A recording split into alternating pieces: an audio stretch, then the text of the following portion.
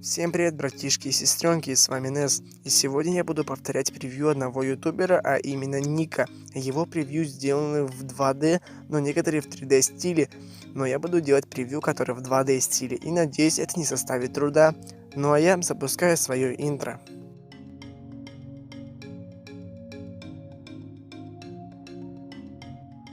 А повторять я буду вот это вот превью. И надеюсь, это будет легко. Само превью, как я сказал ранее, в 2D стиле. И для того, чтобы его сделать, нужно использовать программу Pixel для того, чтобы сделать текст. А потом я перейду в PS Touch, чтобы там все это объединить. Смотри внимательно, чтобы ничего не пропустить. Поехали!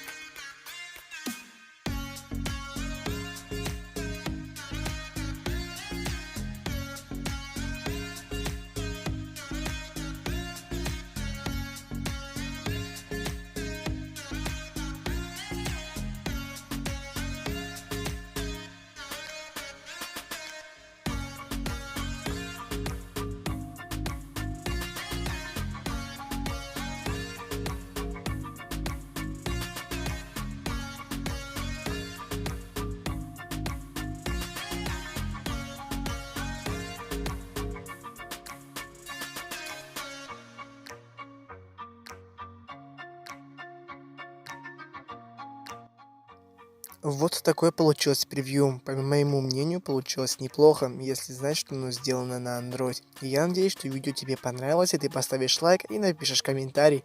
А если ты впервые на моем канале, то подпишись и нажми на колокольчик. А с вами был Нес. Всем удачи. Всем пока.